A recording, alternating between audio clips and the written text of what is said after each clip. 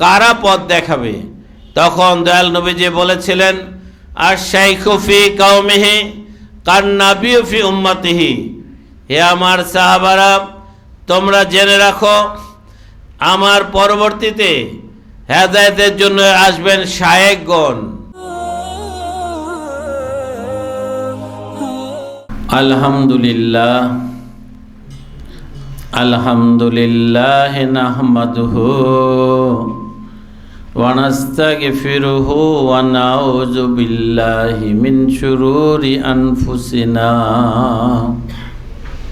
মান ইয়াহদিল্লাহু ফালা মুদিল্লা লাহু ওয়া মান ইউদ্লিলহু ফালা হাদিয়া লাহু ওয়া নাশহাদু আল্লা ইলাহা ইল্লাল্লাহু ওয়াহদাহু লা শারীকা লাহু ওয়া নাশহাদু আন্না মুহাম্মাদান আবদুহু ওয়া রাসূলুহু।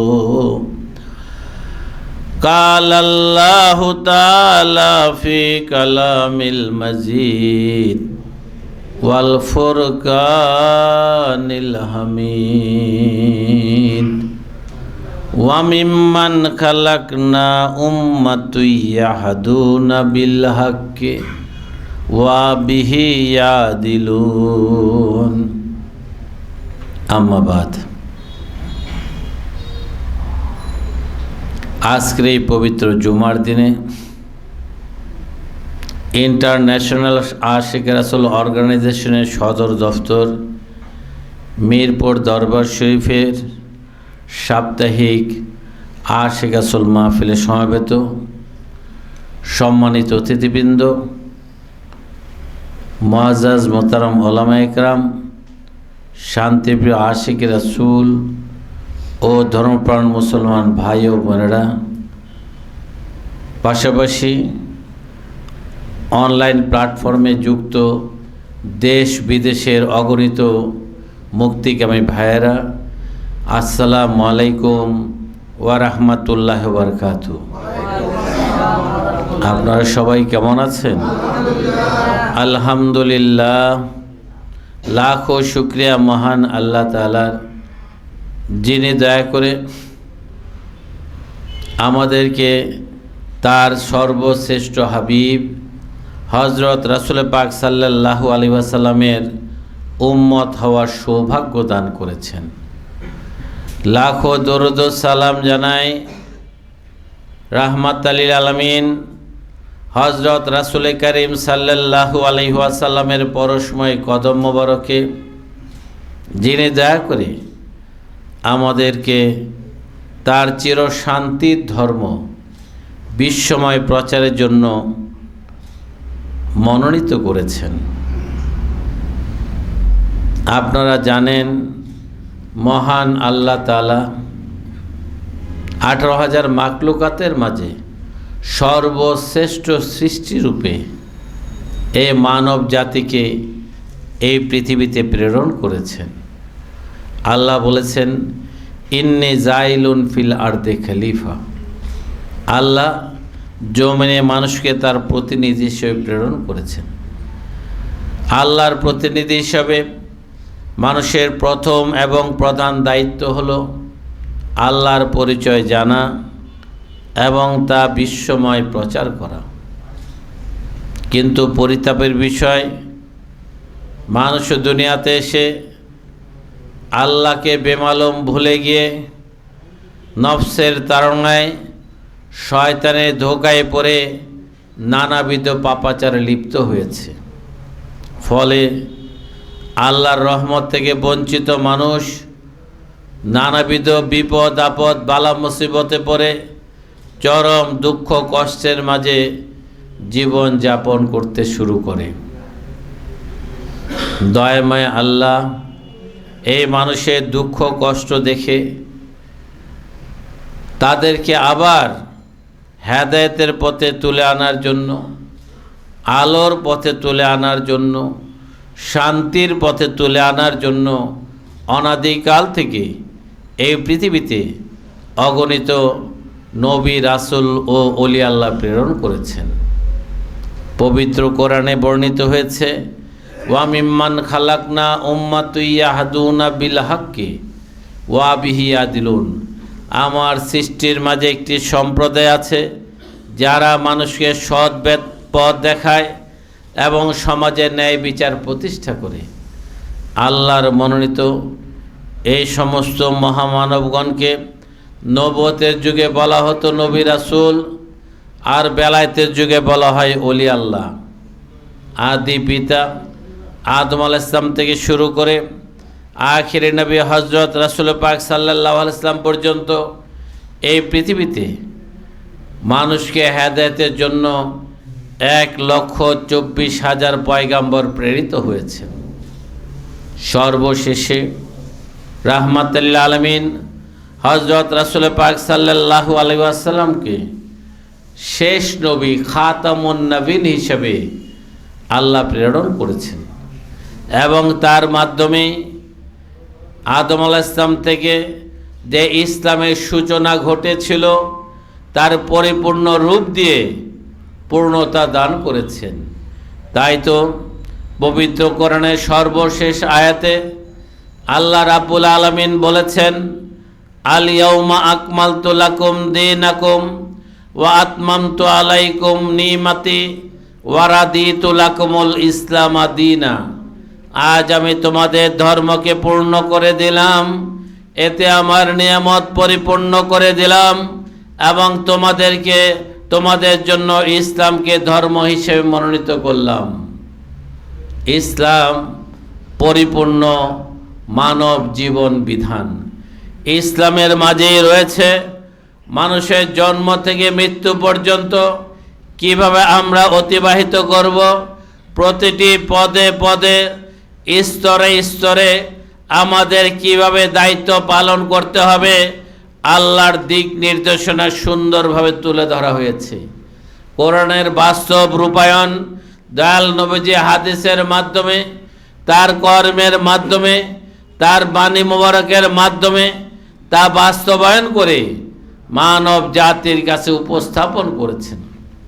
সুতরাং যারা রাহমাতুল লিল আলামিনের সেই ধর্ম অনুসরণ করেছে, সেই আইয়ামে জাহেলিয়াতের বর্বর মানুষেরাও অনাচার, অবিচার, পাপাচার ছেড়ে দিয়ে তারা ভালো মানুষে পরিণত হয়েছে। তারাই জ্ঞানে, বিজ্ঞানে, শক্তি, সামর্থ্যে, ধন সম্পদে বিশ্বের সেরা জাতি পরিণত হয়েছিল। তাই তো কোরআনে আল্লাহ বলেছেন, কুনতুম খায়রা উম্মাতিন উখরিজাত লিন-নাস তা'মুরুনা বিল মারুফি ওয়া তানহাউনা আনিল মুনকার। তোমরাই শ্রেষ্ঠ জাতি, তোমাদের উত্থিত করা হয়েছে মানব মণ্ডলীর জন্যে। তোমরা সৎ কাজে আদেশ করো, অসৎ কাজ থেকে নিবৃত রাখো। ইসলাম সেই শান্তির ধর্ম। এই ইসলামী শিক্ষা দেওয়ার জন্যেই নবুয়তের যুগে নবী রাসূলগণ একের পর এক আবির্ভূত হয়েছেন। সর্বশেষে রাহমাতুল লিল আলামিন যখন ইসলামের পরিপূর্ণ রূপ দান করলেন, এরপরে আর নবী রাসূলের প্রয়োজনীয়তা ছিল না। আল্লাহ নবী রাসূল প্রেরণ বন্ধ করে দিলেন। দয়াল নবীজি বলেছিলেন, আনা খাতামুন নবীন লা নাবিয়্যা বাদি। আমি শেষ নবী, আমার পর আর কোনো নবী রাসূলের আবির্ভাব হবে না। তখন সাহাবা ইকরামরা জিজ্ঞেস করলেন, ইয়া রাসূলুল্লাহ, অতীতের যুগে একজন নবীর তিরোধানের পর মানুষ যখন পথহারা হয়ে গেছে, আল্লাহ তাদেরকে হেদায়েতের জন্য আরেকজন নবী পাঠিয়েছেন, কিন্তু আপনার পরে যদি আর কোনো নবী রাসূল না আসে, তাহলে পরবর্তী জামানার মানুষকে কারা পথ দেখাবে? তখন দয়াল নবীজি বলেছিলেন, আর শাইখু ফি কওমিহি কান্নাবিয়্যু ফি উম্মতিহি। হে আমার সাহাবারা, তোমরা জেনে রাখো, আমার পরবর্তীতে হেদায়েতের জন্য আসবেন শায়েখগণ। নবীগণ তার উম্মতের কাছে যেরূপ হেদায়েতের বাণী প্রচার করেছেন, শায়েখগণ যুগে যুগে হেদায়েতের ধারা অব্যাহত রাখবেন। শুধু তাই নয়, দয়াল নবীজি তাদের সান্নিধ্যে যাওয়ার জন্য শায়েখ মানে শিক্ষক, শায়েখ মানে অভিভাবক, শায়েখ মানে পথপ্রদর্শক। সুতরাং নায়েবে রাসূল হিসেবে বেলায়েতের যুগে শায়েখগণ যুগে যুগে দেশে দেশে ইসলামের শান্তির বাণী প্রচার করেছেন। তাই তো পবিত্র কোরআনে মহান আল্লাহ তাআলা বলেছেন, আতিউল্লাহ ওয়া আতিউর রাসূলা ওয়া উলিল আমরি মিনকুম, তোমরা আল্লাহর আনুগত্য করো, আল্লাহর রাসূলের আনুগত্য করো, তোমাদের মাঝে যিনি নির্দেশদাতা তার আনুগত্য করো। আল্লাহ আরো বলেছেন, ইয়া আইয়ুহাল্লাযিনা আমানুত্তাকুল্লাহা ওয়া কুনু মাস-সাদিকিন, হে মুমিন বান্দাগণ তোমরা আল্লাহকে ভয় করো, আল্লাহর বন্ধুদের সংসর্গ লাভ করো। আল্লাহর বন্ধুদের কাছে যেতে হবে, না গেলে হেদায়েত ভাগ্যে জুটবে না। দয়াল নবীজি বলেছেন, হাদিস শরীফে বর্ণিত হয়েছে, মান লাইসা শাইখু ফা শাইখু শয়তান, যার শায়েখ নাই তার শায়েখ শয়তান।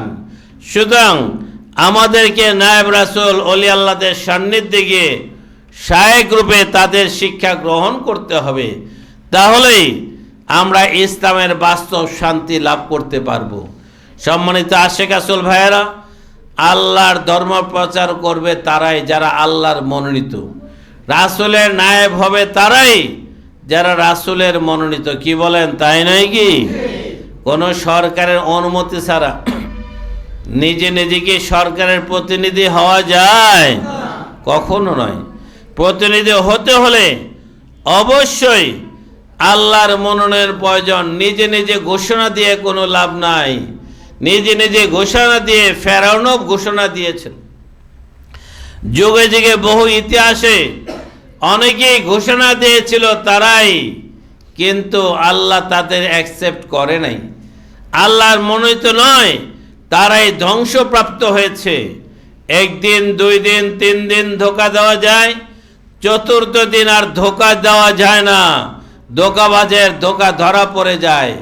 সম্মানিত আশিক রাসূল ভাই ও বোনেরা, মনে রাখবেন, আল্লাহর মনোনীত ব্যক্তি ছাড়া আল্লাহর ধর্ম প্রচারের কারো এখতিয়ার নাই। আর সত্যিকার ধর্ম শিখতে হলে আল্লাহর মনোনীত ব্যক্তিদের সান্নিধ্যে আসতে হবে। আল্লাহর মনোনীত ব্যক্তিদের সান্নিধ্যে গিয়ে যদি আমরা শিক্ষা লাভ করতে পারি, তাহলে ইসলামের বাস্তব শান্তি আমরা পেতে পারি। সম্মানিত আশিক রাসূল ভাইয়েরা, আমাদের বাংলাদেশ প্রাচীন কাল থেকে হিন্দু বৌদ্ধ অধ্যুষিত জনপদ। এই বাংলাদেশে দয়াল নবীজি কি জাহেরিভাবে এসেছিলেন? কোন সাহাবী কি জাহেরিভাবে এসেছিলেন? ইতিহাসে খুঁজলে দেখা যায় কোনো সাহাবীও আসে নাই, দয়াল নবীজিও আসেন নাই। অথচ বাংলাদেশ আজ বিশ্বের দ্বিতীয় বৃহত্তম মুসলিম দেশে পরিণত হয়েছে। ঘরে ঘরে মুসলমান, এলাকায় এলাকায় মুসলমান, সারা বাংলায় মুসলমান কিভাবে হলো?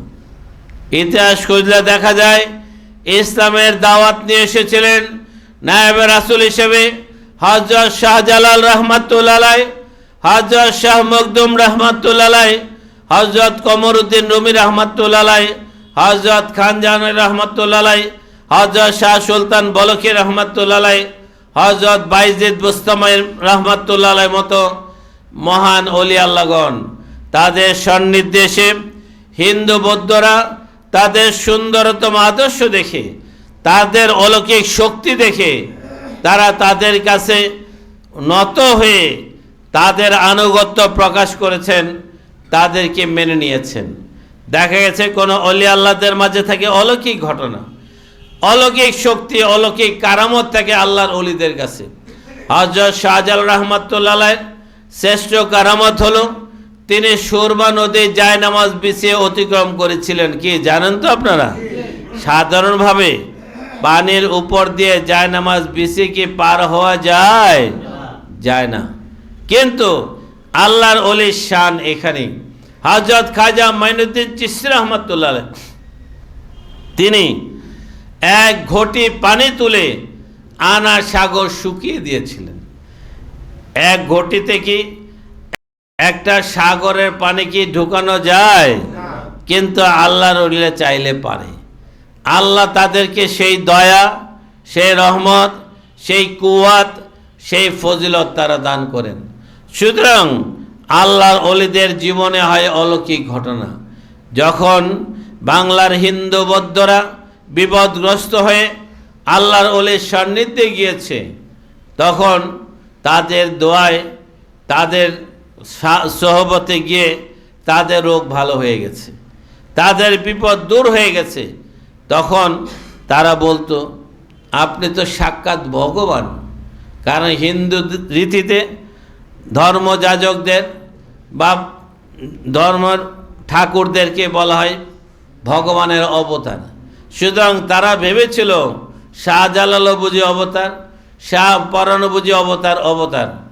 ওনারা বলছেন, না, আমরা অবতার নই, আমরা আল্লাহর বান্দা, রাসূলের উম্মত। আল্লাহ এক, লা ইলাহা ইল্লাল্লাহ, আর তার হাবিব হলো মুহাম্মাদুর রাসূলুল্লাহ। তখন তারা বুঝালেন যে আল্লাহ আমাদের প্রভু, রাসূল আমাদের নবী। তখন হিন্দু বৌদ্ধরা সেই অলি আল্লাহদের কাছে কালেমা পড়ে তারা মুসলমান হয়েছিলেন। সম্মানিত আশিক রাসূল ভাইয়েরা, এভাবেই কিন্তু অলি আল্লাহরা যুগে যুগে দেশে দেশে ইসলামের শান্তির বাণী প্রচার করেছেন। আপনারা ইতিহাস খুঁজে দেখেন সারা পৃথিবীতে ইসলাম কিভাবে প্রচারিত হয়েছে। খুঁজলে দেখা যায়, গবেষণা করে আমি যা পেয়েছি, 3 প্রকারে ইসলাম সারা দুনিয়ায় প্রচারিত হয়েছে। রাহমাতুল লিল আলামিন মক্কায় জন্মগ্রহণ করেছিলেন 570 খ্রিস্টাব্দে। তারপর তার 63 বছর জিন্দেগি অতিবাহিত করে তারা 11 হিজরিতে দয়াল নবীজি দুনিয়া থেকে বিদায় নিয়েছিলেন। সম্মানিত আশিক রাসূল ভাইয়েরা, এরপর ইসলাম যুগে যুগে দেশে দেশে ছড়িয়ে পড়েছে। কিভাবে? প্রথম হলো আরব বণিকগণ, ব্যবসায়ীগণ, মুসলিম ব্যবসায়ী বণিকগণ যখন বিভিন্ন দেশে দেশে তারা ব্যবসায়ী কাজে গিয়েছে, সেখানে গিয়ে তারা আজান দিয়েছে, তারা নামাজ পড়েছে। তখন সে দেশের মানুষ বলে, এটা কি? এটা আবার কোন ধর্ম? কার ধর্ম? তখন তারা তার বর্ণনা দিল, আমরা মুসলমান, আল্লাহ আমাদের প্রভু, হযরত মুহাম্মদ আমাদের রাসূল। এভাবেই প্রথম ইসলাম বণিকদের মাধ্যমে, পর্যটকদের মাধ্যমে সারা দুনিয়ায় নাম ছড়িয়ে পড়ে। আরেকটা হলো সেনাপতিদের মাধ্যমে।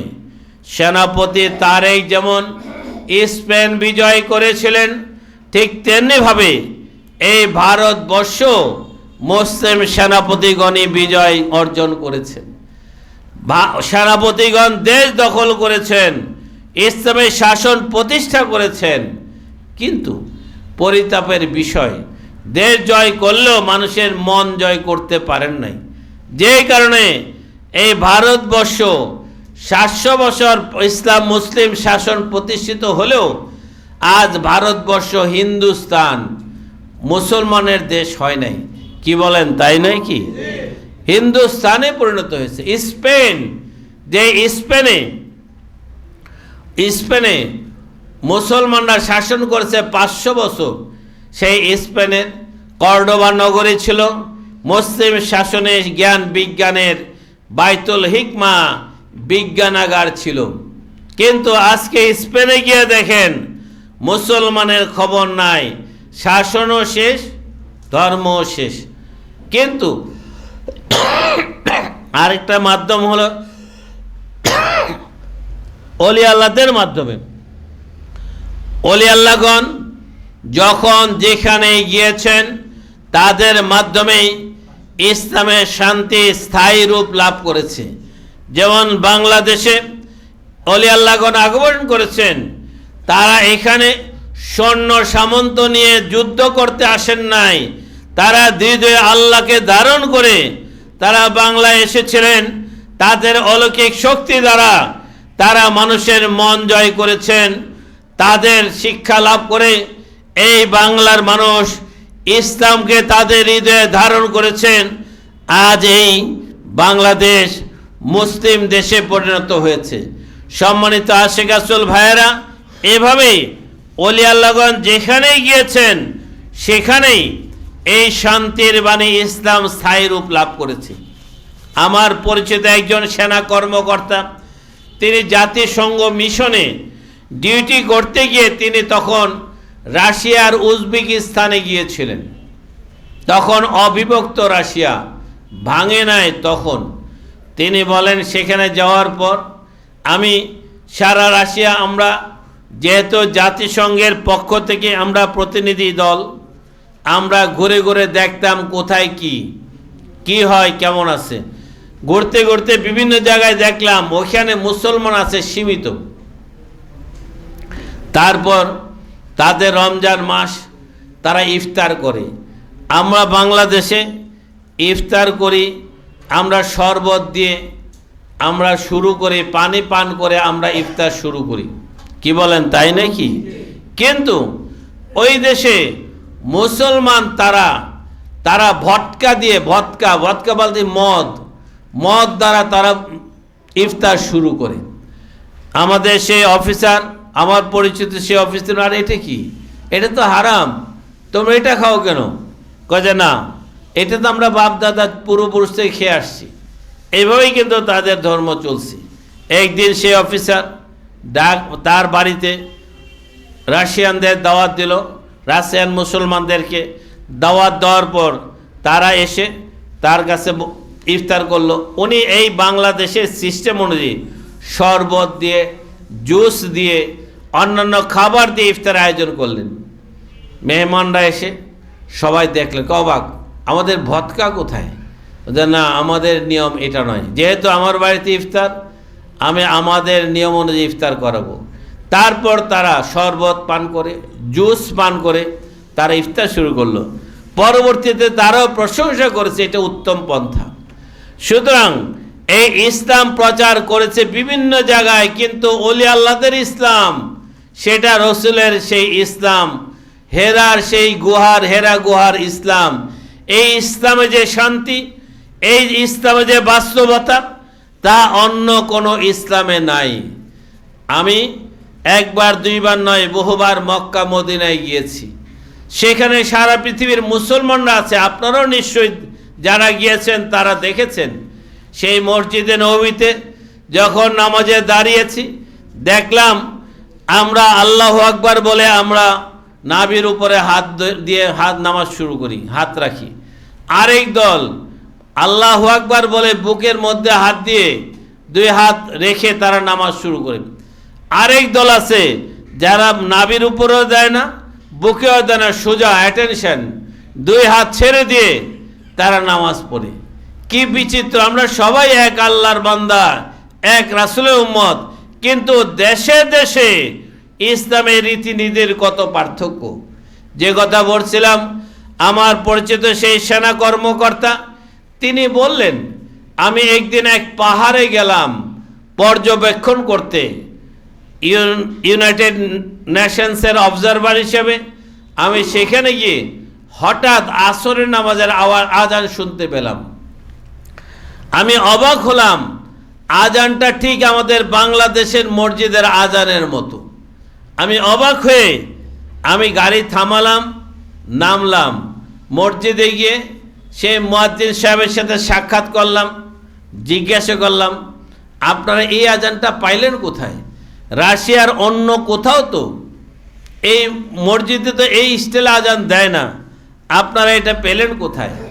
তখন তিনি বললেন যে আসলে এই আজানটা আমাদের এই এলাকায় একজন আল্লাহর ওলি প্রচার করেছেন ইসলাম, তার রওজা শরীফ আছে পাহাড়ের চূড়ায়, সেই ওলি আল্লাহ আমাদেরকে এইভাবে আজান শিক্ষা দিয়েছেন, আমাদেরকে নামাজের বিধান শিক্ষা দিয়েছেন, আমাদের ইসলামী রীতিনীতি শিক্ষা দিয়েছেন।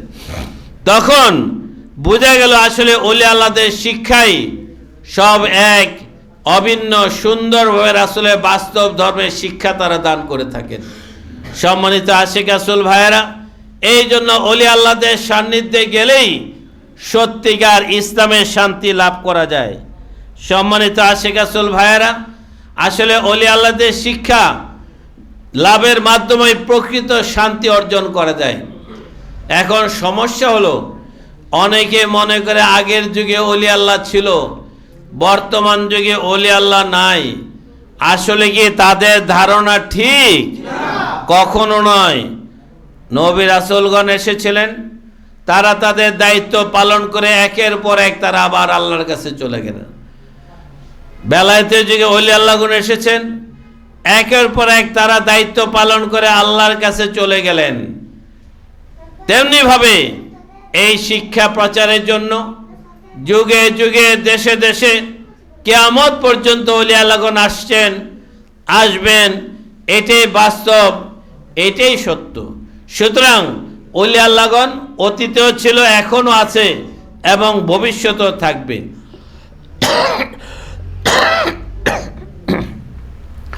সম্মানিত আশিক রাসূল ভাইয়েরা, আসলে ডাক্তার হওয়ার জন্য যেমন কোর্স আছে, সিলেবাস আছে, ইঞ্জিনিয়ার হওয়ার জন্য যেমন কোর্স আছে, সিলেবাস আছে, কেউ চাইলে একদিনই ডাক্তার হয়ে যায় না।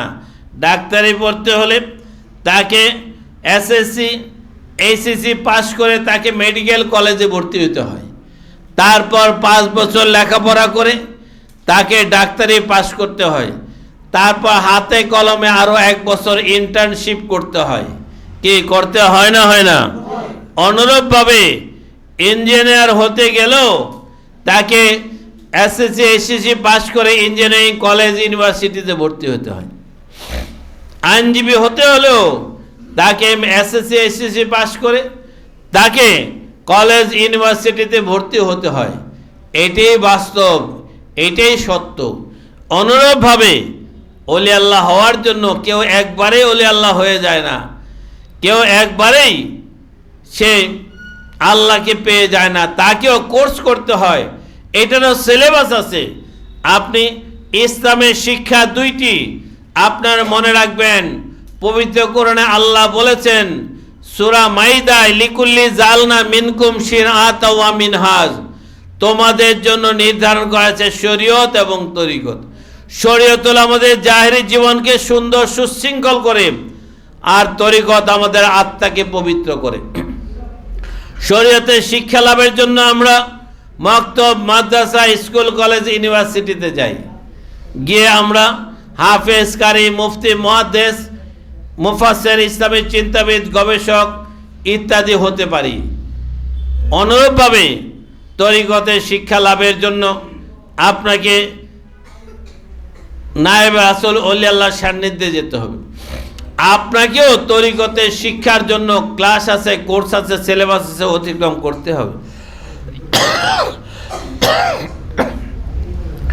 তরিকতের ক্লাসগুলোকে বলা হয় লতিফা, লতিফায়ে কালব, লতিফায়ে রূহ, লতিফায়ে শের, লতিফায়ে খফি, লতিফায়ে আকফা, লতিফায়ে নফস।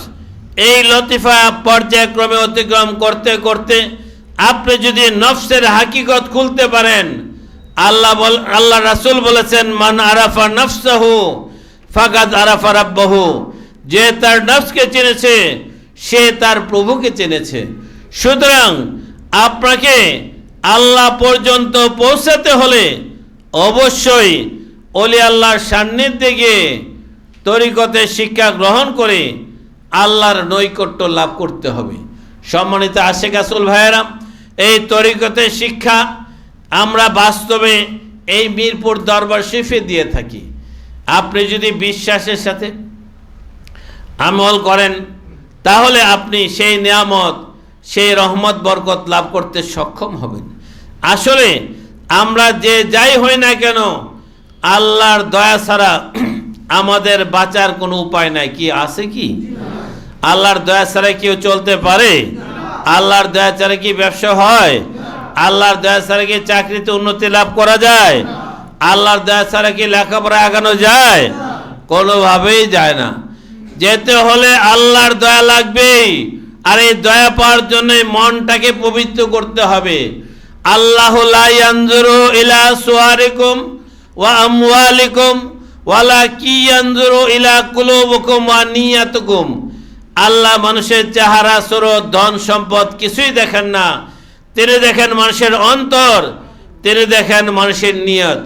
যদি অন্তরকে পবিত্র করতে পারেন তাহলে আল্লাহ আপনার ডাক শুনবে। আর এই অন্তরে পবিত্র করার শিক্ষাই হলো তরিকতের শিক্ষা। তরিকতের শিক্ষার মাধ্যমে অন্তরকে পবিত্র করতে হবে। তাই তো অন্তরে পবিত্রতার গুরুত্ব আরোপ করে মহান আল্লাহ তাআলা বলেছেন, কাদ আফলাহা মান তাযাক্কা ওয়া কাদ খাবা মান দাসাহা। তারাই সফল কাম যারা আত্মশুদ্ধি করেছে, আর তারাই বিফল হয়েছে যারা আত্মাকে কলুষিত করেছে। আল্লাহ তাআলা আরো বলেছেন, ইয়াউমা ইয়ানফাউ মালু ওয়ালা বানুনা ইল্লা মান আতাল্লাহ বিকালবিন সালিম। যেদিন ধন সম্পদ সন্তান সন্ততি তোমাদের কোনো কাজে আসবে না, উপকৃত হবে সেই যে পবিত্র অন্তঃকরণ নিয়ে আসবে। সুতরাং আপনি যদি আল্লাহর দয়া পেতে চান, আপনি যদি আল্লাহর রহমত লাভ করতে চান, আপনাকে তরিকতের নিয়ামত হাসিল করতে হবে, শরীয়ত পালন করতেই হবে। পাশাপাশি তরিকতের শিক্ষাই আপনাকে মঞ্জিলে মকসুদে পৌঁছে দিবে। সম্মানিত আশিক রাসূল ভাইয়েরা, তরিকতের শিক্ষার প্রথমে হলো আদব, বিশ্বাস, সাহস, মহব্বত। আপনার যদি আদব না থাকে, যেই গুরুর কাছে, যেই শায়েখের কাছে আপনি শিক্ষা নেবেন, তার প্রতি আপনার আদব থাকতে হবে। বেয়াদব মাহরুমে গাছ আসফাদলে রব, বেয়াদব আল্লাহর রহমত থেকে বঞ্চিত। এরপর আদবের পর বিশ্বাস, আপনাকে অটল বিশ্বাসে থাকতে হবে। যদি বিশ্বাস না থাকে, আপনি কিভাবে আল্লাহর রহমত লাভ করবেন? বিশ্বাস ছাড়া, বিশ্বাসে মেলাই বস্তু তর্কে বহুদূর। বিশ্বাস ছাড়া নেয়ামত লাভ করা যায় না। দয়াল নবীজিকে যারা বিশ্বাস করেছে, তারা দুনিয়া ও আখিরাতে মর্যাদা সম্মানিত হয়েছে, উন্নত জীবন লাভ করেছে। আর আবু জেহেল, আবুল আহাব, তারা নবীজিকে কাছে পেয়েও বিশ্বাস করে নাই। তারা আজকে দুনিয়ায় ঘৃণিত এক ধিক্কৃত ব্যক্তি হিসেবে পরিচিত। তাদের ধ্বংস, জীবনটাও সেভাবেই ধ্বংসপ্রাপ্ত হয়েছে। সম্মানিত আশিক রাসূল ভাইয়েরা, তাহলে দেখা যায় বিশ্বাস ছাড়া নিয়ামত হাসিল করা যায় না। কি বলেন, তাই নয় কি? এরপর সাহস থাকতে হবে। আপনি তরিকা করেন, মিরপুর দরবারে আসেন আল্লাহ রাসূলকে পেতে, এখানে কি অন্য কোনো ট্রেনিং দেওয়া হয়? মিরপুর দরবারে আল্লাহ রাসূলকে পাওয়ার টেকনিক শেখানো হয়। এই দরবারে ওজিফা পালন করলে মানুষের বিপদ আপদ বালা মুসিবত দূর হয়, মানুষের তকদির পরিবর্তন হয়, মানুষের মুসিবত থেকে আল্লাহ মুক্ত করে দেয়। সুতরাং মানুষ এসে আল্লাহর দয়া পাওয়ার জন্য এখানে। এখন কে কি বলল না বলল সেই চিন্তা করে যদি আপনি আসতে সাহস না পান, তাহলে কি তরিকতের নিয়ামত লাভ করতে পারবেন? কোন ভাই কি বলল, কোন দোস্ত কি বলল, কে কি বলল, ওই আশায় বসে থাকলে আপনার কি ঈমানের ফয়সালা হবে? কখনো হবে না। আপনার পথ আপনাকে বেছে নিতে হবে। রাসূলের যুগে যারা সাহাবায়ে কেরাম ইসলাম গ্রহণ করেছে, তারা কি বাপ মা ভাই বোন সবার পরামর্শ করে সম্মতি নিয়ে কি ইসলাম গ্রহণ করেছে? করে নাই। আবু হুযায়ফা রাদিয়াল্লাহু তাআলা আনহু, তার বাবা ছিল উতবা ইবনে রাবিয়া, সে কাফের সর্দার। সে ওহুদ বদরের যুদ্ধে সে নিহত হয়। তার মেয়ে ছিল, উতবার মেয়ে ছিল হিন্দা, আবু সুফিয়ানের স্ত্রী। তার আরেক ছেলে ছিল সে উবাইদা, সেও বদরের যুদ্ধে, দ্বন্দ্ব যুদ্ধে নিহত হয়েছিল, কাফের সর্দার। এই অথচ সে আবু হুযায়ফা রাদিয়াল্লাহু তার বড় ছেলে, সে যখন নবীজির কথা শুনে, কোরআনের আয়াত শুনে মুগ্ধ হয়ে ইসলাম গ্রহণ করেছে, তাকে বাড়ি থেকে বের করে দেওয়া হয়। বাড়ি থেকে বের করে দেওয়া হয় যে না, তুমি ধর্ম করো অথবা আমারে ছাড়ো। তখন সে বলল, আমি ধর্মকে বেছে নিলাম। এভাবেই কিন্তু হযরত মুসাব রাদিয়াল্লাহু তাআলা আনহু, তিনিও ইসলাম গ্রহণ করেছিলেন। তিনি ছিলেন সেরা ধনীদের সন্তান। যখন ইসলাম গ্রহণ করলো, সাথে সাথে তার বাপ মা বাড়ি থেকে বের করে দিল। না খেয়ে পাহাড়ে গুহায় সেখানে লুকিয়ে থাকে, ক্লান্ত শ্রান্ত। তারপরও বলে যে আমি ইসলাম ছাড়বো না, আমি আল্লাহর পথে থাকবো। বাঁচি আর মরি। এই মুসাব রাদিয়াল্লাহু তাআলা ছিলেন ইসলামের প্রথম ব্যক্তি যিনি ধর্ম প্রচারের জন্য মক্কা থেকে মদিনায় গমন করেছিলেন। দয়াল নবীজি তাকেই প্রেরণ করেছিলেন মদিনায় অমুসলিমদের কাছে ইসলামের বাণী প্রচারের জন্য, এবং তিনি সেই গোড়াপত্তন করেছিলেন। এভাবে ইতিহাস খুঁজলে দেখা যায় ওমর বিন খাত্তাব তিনি কি সবার সাথে সম্মতি নিয়ে ইসলাম করেছেন? না, সবাই বিরুদ্ধে। আমি সাহসের সাথে আগাবো, আমি করবই। ওমর রাদিয়াল্লাহু তাআলা যখন মক্কা থেকে মদিনায় হিজরত করে তিনি প্রকাশ্যে ঘোষণা দিলেন, হে মক্কার কাফেরেরা, তোমরা কে আছো আমারে পারলে ঠেকাও। কে আছো? যদি আমাকে ঠেকাইতে চাও আসো, আমি দেখব কে তার পিতাকে হারাইতে চায়, কে তার সন্তানকে হারাতে চায়, কে তার স্বামীকে হারাতে চায়, আমার কাছে আসো। এইভাবে প্রকাশ্যে ঘোষণা দিয়ে সাহসিকতার সাথে তিনি মদিনায় হিজরত করেছিলেন। সম্মানিত আশেক রাসূল ভাইয়েরা, এই জন্য ধর্ম কর্ম করার জন্য আপনার সাহস লাগবে। সাহস না বলে তাহলে কিন্তু মুক্তি পাওয়া যায় না। কি পাওয়া যায়? দকুল বান্দা কালেমা সুর, না পায় বেহেশত, না পায় দুজক। এখন এটাও ভালো ওইটাও ভালো, এই দুই কুলে যদি থাকে তার কি নাজাত হবে? হবে না, হবে না, হতে পারে না। সম্মানিত আশেক রাসূল, এরপরে মহব্বত লাগবে। আপনার প্রতিটি কাজে, আমলে, ওজিফায়, দরবারে নির্দেশিত পথে চলতে আপনার মহব্বতের সাথে কাজ করতে হবে। যদি মহব্বত না থাকে তাহলে আপনার কাজে কোনো সুফল আপনি পাবেন না। মহব্বত ছাড়া ইবাদত নিষ্ফল। মহব্বত ছাড়া ইবাদতের, আপনি যদি ত্যক্ত বিরক্ত হন, আপনি যদি মনে করেন সকালবেলা তো নামাজ পড়লাম, আবার জোহরের সময়, জোহরের পরে দেখতে না দেখতে বিকালবেলা এত ব্যস্ত সময় আসরের নামাজ পড়লাম, আসর পরে আবার মাগরিবে পড়তে হবে, যদি বিরক্ত হয়ে আপনি নামাজ পড়েন, এই নামাজে কি আল্লাহ খুশি হবেন? কখনো হবে না। আপনি যাই ইবাদত করেন আপনি মনে রাখবেন যে মহব্বতের সাথে আপনি করলেই ফজিলত পাবেন, তা না হলে আপনি কিন্তু ফজিলত, রহমত, বরকত পাবেন না। সুতরাং সম্মানিত আশিক রাসূল ভাইয়েরা, আপনারা যারা মিরপুর দরবার এসেছেন, আপনারা বিশ্বাসের সাথে কাজ করেন। বিশ্বাস করলেই আল্লাহর দয়া আপনার কাছে চলে আসবে। বিশ্বাস করেই এই মিরপুরে এসে অনেকের চাকরি হয় না, চাকরির ব্যবস্থা করে দিচ্ছে। অনেকে পরীক্ষা খারাপ দিয়েছে, মিরপুর দরবারে মানত করে আল্লাহর ওসিলা ধরে তারা তার পরীক্ষা পাশ করেছে। অনেকে আছেন তাদের সন্তান হয় না, সন্তানের জন্য কত কান্নাকাটি, কত ডাক্তার কবিরাজ, ইন্ডিয়া, ভারত, বাংলাদেশ ফেল, কিন্তু কোনো সন্তান হয় না। মিরপুর দরবারে এসে তরিকা পালন করে আল্লাহ দয়া করে সন্তানের মুখ দেখিয়েছেন। শুধু তাই নয়, অনেকের কন্যা সন্তান হয়েছে, পুত্র সন্তান হয় না। এই দরবারে এসে মানত করে তারা পুত্র সন্তানের মুখ দেখেছে। কি এমন আছে না নাই? এটা হলো বিশ্বাসে মিলাই বস্তু, তর্কে বহুদূর। বিশ্বাস যে কত মূল্যবান অনেক ঘটনা ইতিহাসে পাওয়া যায়। আমি এখন একটা ঘটনা বলতে চাই, আপনারা কি শুনবেন? ঘটনাটা হলো, আপনারা জানেন মুসলিম ইতিহাসে আব্বাসীয় শাসনামল একটি শ্রেষ্ঠ অধ্যায়। ইসলামের প্রথম যুগ খোলাফায়ে রাশেদার যুগ, তারপর উমাইয়াদের যুগ, তারপর আব্বাসীয় যুগ। এই আব্বাসীয় যুগের শ্রেষ্ঠ খলিফা ছিলেন খলিফা হারুনুর রশিদ। তিনি দীর্ঘদিন খলিফা হিসেবে দায়িত্ব পালন করেছেন। তিনি ন্যায়পরায়ণী ছিলেন। তিনি সুন্দরভাবে দেশ শাসন করছিলেন, খেলাফত কায়েম করছিলেন। তার একদিন তার রাজধানী ছিল বাগদাদ। বাগদাদের সেই রাজধানীতে একজন আল্লাহর ওলি ছিলেন বাহলুল দরবেশ। তিনি বাহলুল নামে পরিচিত, বাহলুল দরবেশ। সেই বাহলুল দরবেশের কাছে গিয়ে বিভিন্ন সময়ে বিভিন্ন মানুষ উপকৃত হয়েছে। একদিন বাদশাহ হারুনুর রশিদ বাহলুল সম্বন্ধে জানতেন।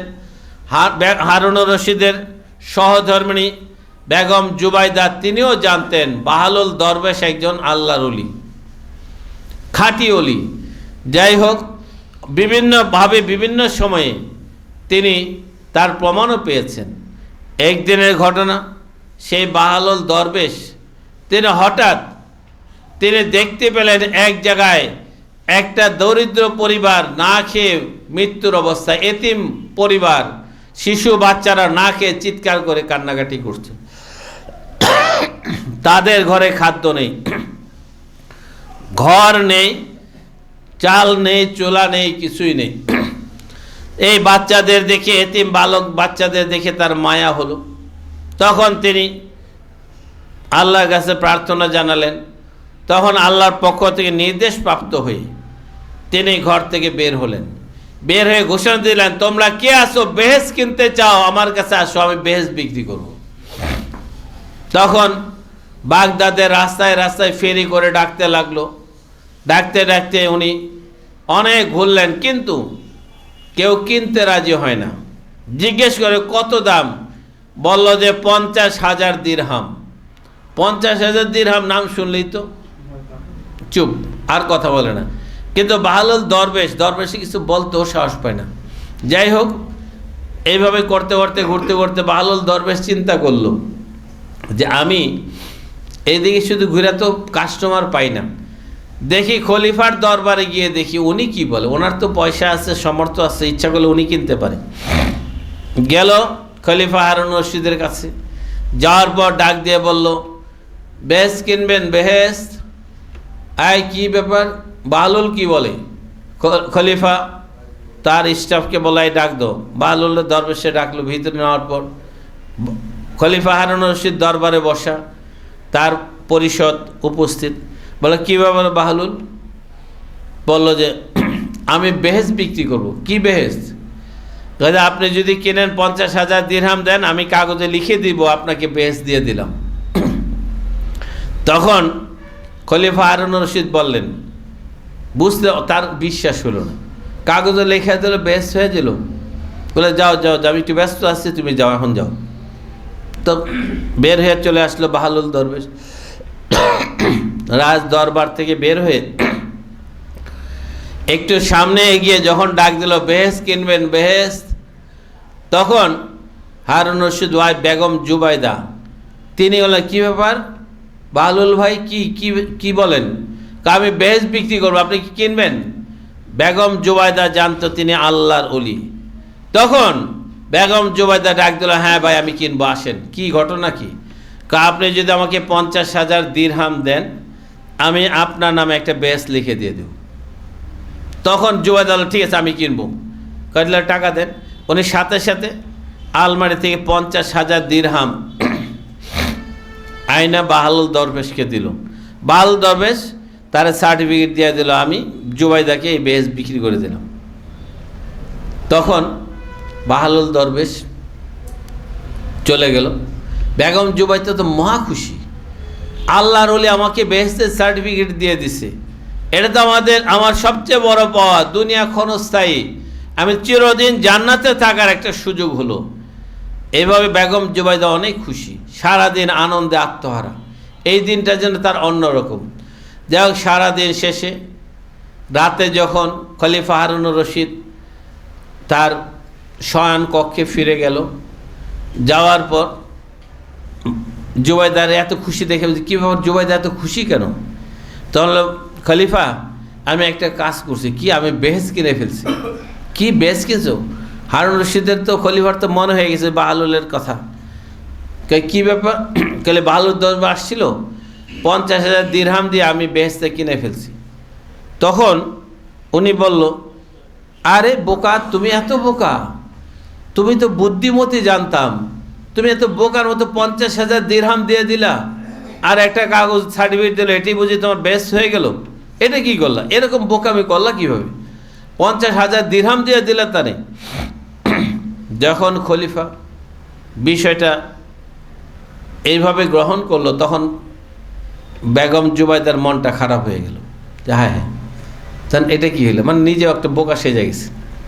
তখন উনি চুপচাপ, তখন খলিফা তো রাগে ক্ষোভে তেমন কোনো কথাবার্তা বলে নাই। যাই হোক, রাত্রে দুজন বিছানায় শুয়ে পড়ল, ঘুমায় গেল। ঘুমায় যাওয়ার পর গভীর রাত, তখন হঠাৎ জুবাইদা দেখে রাজা খলিফা হারুন রশিদ বিছানার মধ্যে ছটফট করতেছে, ঘুমের মধ্যে ছটফট করছে, তার শরীর ঘেমে গেছে, ছটফট করছে, চোখে পানি। কি ব্যাপার? তখন ছটফট দেখে বেগম জুবাইদার ঘুম ভেঙে গেল, উঠে বসলো, বসার পর দেখে উনি ছটফট, তোর ডাক দিল, কি ব্যাপার? তখন তার ঘুম ভাঙলো। ঘুম ভাঙার পর খলিফা হারুন রশিদ কান্না শুরু করলো যে জুবাইদা, আসলে আমি ভুল করেছি, আমি আল্লাহর ওলি বাহলুল দরবেশকে বিশ্বাস করতে পারি নাই। তুমি বিশ্বাস করে সত্যি তুমি বেহেশত কিনে ফেলেছ, আমি বোকামির কারণে আমি বেহেশত কিনতে, বিশ্বাস না থাকার কারণে কিনতে পারি নাই। তখন বলে, কি ঘটনা কি? আমি স্বপ্নে দেখি তুমি মারা গেছো। আসলে খলিফা হারুন রশিদ তার স্ত্রী বেগম জুবাইদাকে খুব ভালোবাসতেন। স্বপ্নে যখন দেখে যে জুবাইদা মারা গেছে, সে পাগল হয়ে গেছে, চিৎকার করে কাঁদতেছে যে না, আমি বিশ্বাস করি না জুবাইদা মারা গেছে, বিশ্বাস করি না। এখন সারা দেশের লোক এসে হাজির, সবাই বলতেছে, হুজুর, ইসলামী পণ্ডিতরা এসে বলতে, হুজুর বেয়াদবি মাফ করবেন, মারা তো গেছে, এখন ইসলামী নিয়ম অনুযায়ী দাফন কাফন করতে হবে, লাশ তো বেশি সময় উপরে রাখা যায় না। তখন উনি বলছে, না, আমি কবর দিব না, কোনোভাবেই মানতে রাজি না, জুবাইদা মারা যেতে পারে না, আমি কবর দিব না। তখন এইভাবে চিৎকার করতেছে। এক পর্যায়ে যখন আবেগ থেমে গেল, বাস্তব দুনিয়ায় আবার ফিরে আসলো, তখন সে স্বীকার করলো, ঠিক আছে, কবরের ব্যবস্থা করো, কবর খোদো, জানাজার ব্যবস্থা করো, আমি সব করব। তখন জানাজা হলো, কবরস্থানে নিয়ে বাদশাহ নিজে, হারুন রশিদ খলিফা, তিনি নিজে জুবাইদাকে কবরে রাখলো। দাফন করার পর উনি উপরে উঠে উপরে মাটি দিয়ে কবরটা ঢেকে দিল। যখন বাড়িতে ফিরে আসতেছে, প্রাসাদে আসতেছে, আবার কান্না শুরু করল, দৌড়ায় গেল, না, আমি আবার জুবাইদাকে আরেক নজর দেখতে চাই, আরেকবার দেখতে চাই, তোমরা কবর ভাঙো। খলিফার হুকুম, না ভাঙা তো উপায় নেই। তাড়াতাড়ি আবার কবর ভাঙলো। ভাঙার পর দেখা গেল ওই কবরের ভিতরে কোনো লাশ নাই। আরে কি হলো, একটু আগে কবর দিয়ে গেলাম, এই লাশটা গেল কই? খলিফা হারুন রশিদ লাফ দিয়ে কবরে নেমে গেল। নামার পর দেখে লাশ আসলেই নাই। দেখে একটা সুড়ঙ্গ কোথায় যেন চলে গেছে। খলিফা হারুন রশিদ হাঁটতে হাঁটতে হাঁটতে হাঁটতে ভিতরে গেল, বিশাল এক বাগান, বেহেশতের বাগান। উনি দেখে ওখানে খুব সুন্দর পরিপাটি সাজানো গোছানো বাগান। তিনি ডাকতেছে, জুবাইদা, জুবাইদা তুমি কোথায়? জুবাইদা তুমি কোথায়? ঘুরতে ঘুরতে ঘুরতে ঘুরতে পায় না। এক পর্যায়ে গিয়ে এক জায়গায় দেখে একটা সুন্দর সুসজ্জিত প্রাসাদ। প্রাসাদের জানালার মধ্যে বেগম জুবাইদা বসে আছে আর খলিফার দিকে তাকিয়ে তাকিয়ে হাসতেছে। তখন খলিফা জুবাইদাকে দেখে দৌড়ায় গেল জানালার কাছে। আরে জুবাইদা, তুমি এখানে? তোমাকে আমি কত খুঁজতেছি, তুমি এখানে বসে আছো। তখন জুবাইদা বলে, হ্যাঁ, আমি এখন এখানেই থাকি, আল্লাহ আমার জন্য এই প্রাসাদ নির্ধারণ করে দিয়েছে। তখন হারুন রশিদ, খলিফা হারুন রশিদ বলল, আমি তোমার কাছে আসতে চাই, ওই দিকে গেট আছে। তখন খলিফা ওই গেটে গেল, গেটে গিয়ে ঢুকতে চাইল। প্রহরীরা বলল, এই না, আপনি ঢুকতে, আপনি কি, আপনি এখানে ঢোকার কোনো অধিকার নাই। আরে আমি তো খলিফা, বাগদাদের খলিফা হারুন রশিদ, আমি এখানে ঢুকতে চাই। কয় না, আমি এখানে, আপনার এখানে ঢোকার অধিকার নাই। বলে, আরে বেগম জুবাইদা তো আমার স্ত্রী, আমি তার কাছে যেতে চাই।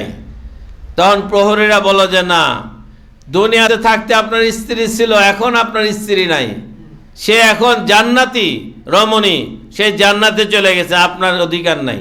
তখন অনেক অনুরোধ করলো, ভাই একটু আমার ঢুকতে দেন, একটু দেন। অনেক পিড়াপিড়ি কান্নাকাটি শুরু করলো, ভাই আমার একটু জুবাইদার কাছে যেতে দেন, জুবাইদার কাছে যেতে দেন। কান্নাকাটি করতে করতে তার ঘুম ভেঙে গেল, কিন্তু জান্নাতে আর প্রবেশ করা হলো না। তখন খলিফা কাঁদতে লাগলো, জুবাইদা, সত্যি তুমি আল্লাহর ওলি বাহলুলকে বিশ্বাস করে সত্যি জান্নাত কিনে ফেলেছো, আমি হতভাগা, বালুল রে বিশ্বাসও করি নাই, আল্লাহর ওলিরে বিশ্বাস করে নাই, না করার কারণে আজকে আমি দূরে সরে গেছি। তখন সে ভোরবেলা প্রাসাদের দরবারে গিয়ে বসলো, সাথে সাথে সবাইকে ডাকলো, উজির নাজির সবাই ডাকলো, ডেকে বলল বাহলুল কোথায়, বাহলুল খুঁজে বাইর করো।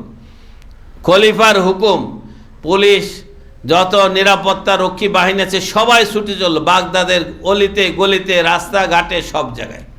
কোথায় বাহলুল দরবেশ, তাকে সসম্মানে নিয়ে আসো।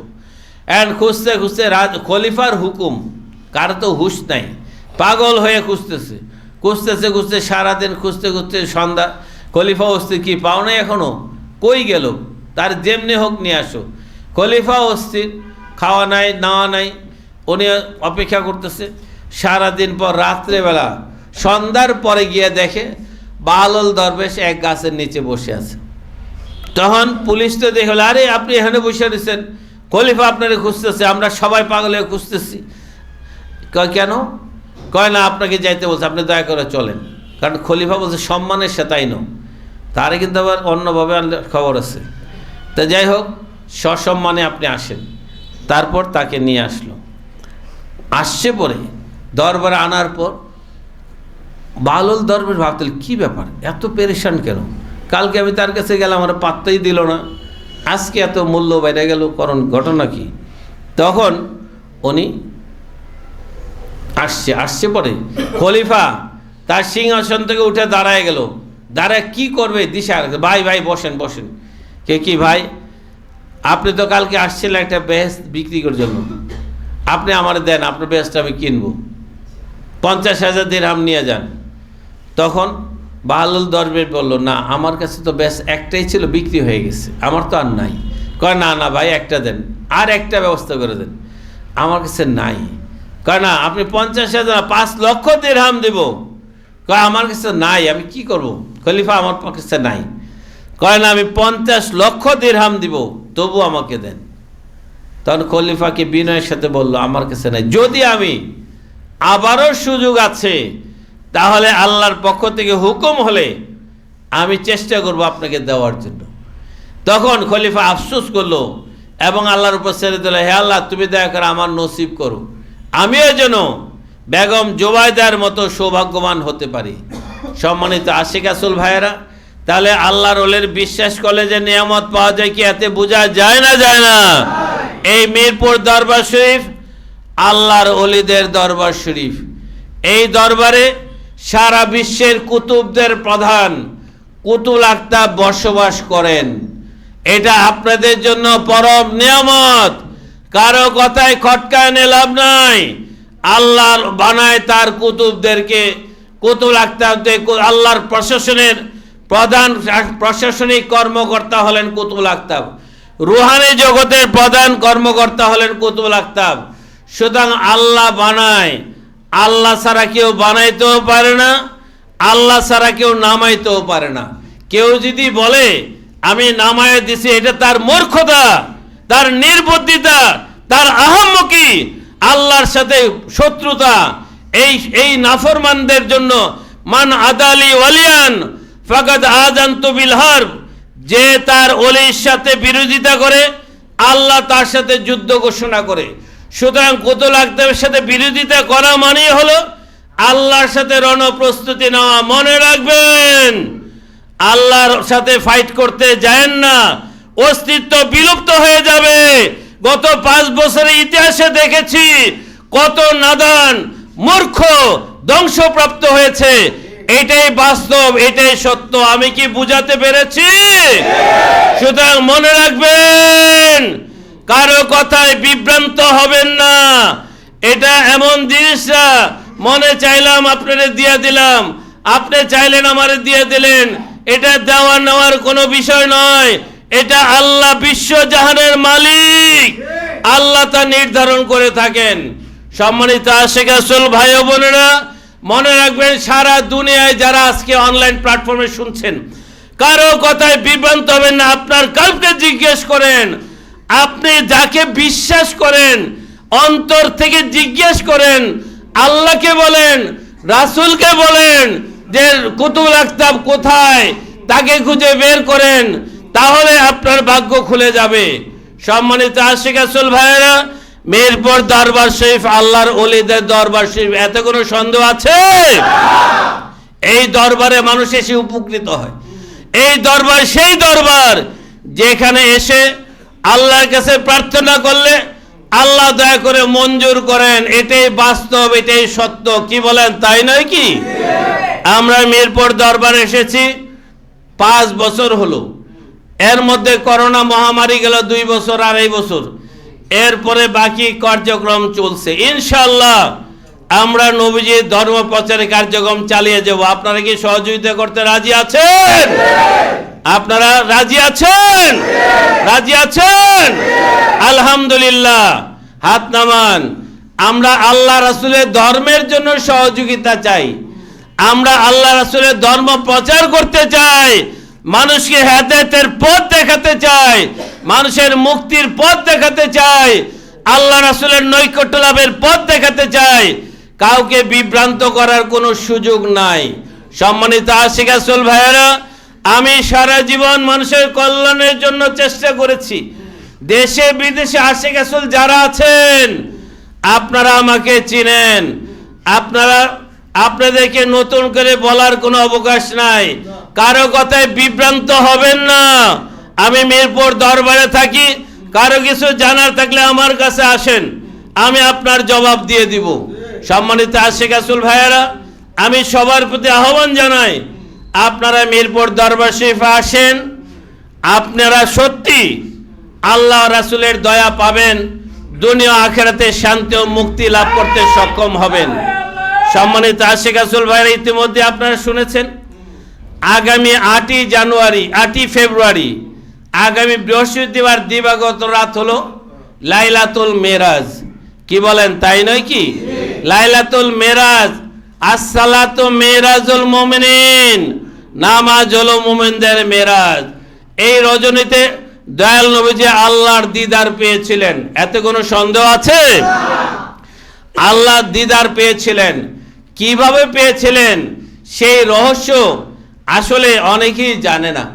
অনেকেই বলে আল্লাহ রাসূল ঊর্ধ্বাকাশে গিয়েছিলেন। প্রথম আসমানে আদম আলাইহিস সালাম, দ্বিতীয় আসমানে নূহ আলাইহিস সালাম, ইব্রাহিম আলাইহিস সালাম, তৃতীয় আসমানে মুসা আলাইহিস সালাম, চতুর্থ আসমানে ঈসা আলাইহিস সালাম। এমনি ভাবে 7 আসমানে নবী রাসূলদের সাথে দেখা হয়েছে। কি বলা হয় না, হয় না? এই বলার মধ্যে হাকিকত আছে, এই বলার মধ্যেও কিন্তু রহস্য আছে। বুঝতে হবে, না বুঝলে অঙ্ক মিলবে না। আপনারা জানেন, পৃথিবীর মানুষ ঊর্ধ্বাকাশে চন্দ্র জয় করেছে, মঙ্গল গ্রহ জয় করেছে, গ্রহ থেকে গ্রহান্তরে বিচরণ করেছে। এই মহাকাশচারী, এই নভোচারীগণ, তারা কি কোথাও নবী রাসূলের সাক্ষাৎ পেয়েছেন? কোনো আসমানে গিয়ে তাদের সাথে দেখা হয়েছে? হয় নাই। তাহলে আকাশ মানে কি? মহাশূন্য মানে কি? মহাশূন্য মানে খালি, খালি, মহাখালি, মহাশূন্য। এখান থেকে কিছু নাই। তাহলে আদম আলাইহিস সালাম কোন আসমানে কোথায় আছে? নূহ আলাইহিস সালাম কোথায় আছে? মুসা আলাইহিস সালাম কোথায় আছে? ঈসা আলাইহিস সালাম কোথায় আছে? কি জানার দরকার আছে না নাই? এই হাদিস সত্য, কিন্তু হাদিস বুঝতে হবে। কোথায় সেই, তিনি কোথায় আছেন, এই রহস্য কি জানার দরকার আছে না নাই? কিভাবে মেরাজ হয় সেটা কি জানার দরকার আছে না নাই? আগামী বৃহস্পতিবার বাদ আসর থেকে এশা পর্যন্ত আমরা পবিত্র লাইলাতুল মেরাজ বা পবিত্র শবে মেরাজের গুরুত্ব, তাৎপর্য সম্বন্ধে আলোচনা করব এবং আমরা মিলাদ পরে এই রজনী উদযাপন করব। আপনাদের সবার দাওয়াত। যদি আল্লাহর ভেদ রহস্য জানতে চান, হাকিকতে মেরাজের পদ্ধতি শিখতে চান, কোথায় আদম, কোথায় ঈসা, কোথায় মুসা, কোথায় কে, কোন আসমানে কিভাবে, কোথায় তারা অবস্থান করেন, এই রহস্য জানতে চান, কি জানতে চান না চান না? তাহলে আগামী বৃহস্পতিবার বাদ আসর থেকে শুরু, আসবেন। কি আসতে রাজি আছেন? আসলে জানতে পারবেন। আগে জানেন সমাজে যা প্রচলিত আছে, আসলে যারা ঢাকা আসে নাই, বই পুস্তক পড়ে গল্প করলে দেখা যাবে যে ঢাকা তো না, নারায়ণগঞ্জে গিয়ে বলে আমার পোলা ঢাকায় থাকে, গাজীপুরে জায়গা কিনছে আমার পোলা ঢাকায় থাকে। গাজীপুর আর ঢাকা কি এক জায়গায়? তাহলে এরকম উল্টা পাল্টা মশলা দিবে। তো কোথায় আল্লাহ থাকেন কোথায় নবী রাসূলরা থাকেন, এই মেরাজের সেই রহস্যর সম্বন্ধে আগামী বৃহস্পতিবার 8ই ফেব্রুয়ারি বাদ আসর থেকে এশা পর্যন্ত এই মিরপুর দরবার শরীফে ঈদের পবিত্র শবে মেরাজের গুরুত্ব তাৎপর্যের উপর, এর হাকিকতের উপর আলোচনা হবে। আপনাদের সবাইকে আমন্ত্রণ জানাচ্ছি। আল্লাহ দয়া করে আমাদের সবাইকে মেরাজের রজনী যথাযোগ্য মর্যাদার সাথে উদযাপন করার তৌফিক এনায়েত করুন। সবাই বলুন আমিন। ওয়া আখিরি দাওয়ানা আনিল হামদুলিল্লাহি রাব্বিল আলামিন। আসসালামু আলাইকুম ওয়া রাহমাতুল্লাহি ওয়া বারাকাতুহু।